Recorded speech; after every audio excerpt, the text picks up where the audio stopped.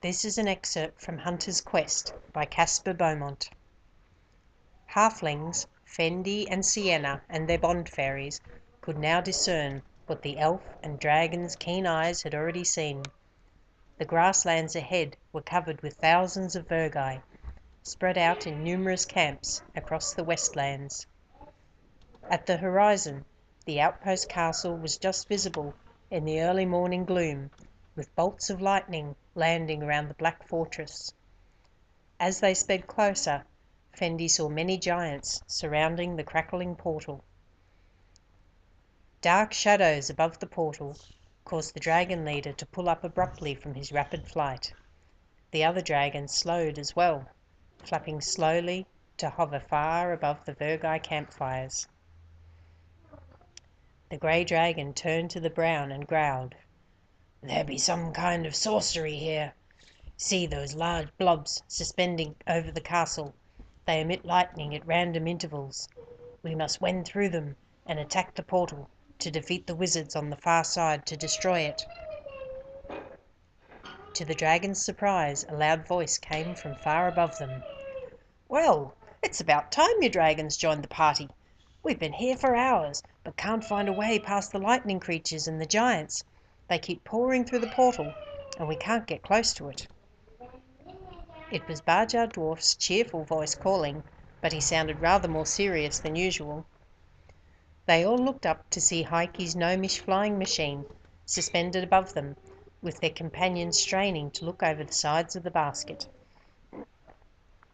The dragon leader gave a regretful look at the Hunters of Reloria in the flying machine before saying, "Lead them to the wizards, Varnan. If I fail, that is our last hope." With mighty beats of his enormous wings, the dragon set off towards the portal, leaving his companions behind. Fendi gave a cry of despair at seeing Huntress Sienna valiantly clinging to his spiked neck. The other dragons followed the leader closely, with Fendi riding the plucky brown and Daeron upon the large black. As they approached the castle, the halflings saw it was the same defensive design as the other outposts, but this one made of black rock. A distance in front of the castle was the portal, surrounded by giants and 12 strange lightning creatures. Fendi thought they looked a bit like large bloated toads, anchored to the ground in front of the portal by long thick ropes. Glowing antennae projecting from their foreheads were suspended before wide mouths.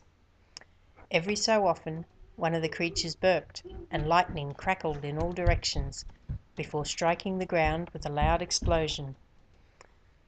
Fendi noticed that the giants stayed well clear of these lightning creatures and were positioned directly in front of the portal.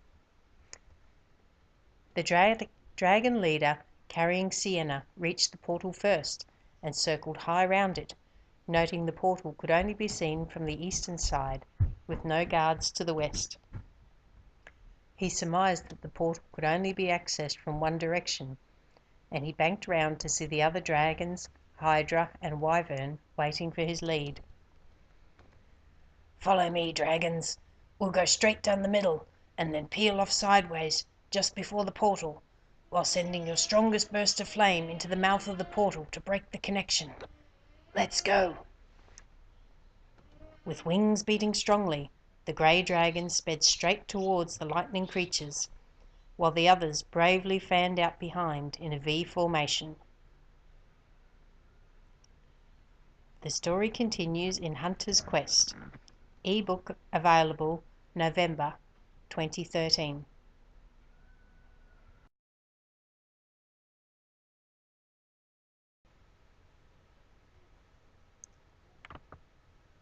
Thank you to the artists who participated in the Elven Jewel Fantasy Art Competition.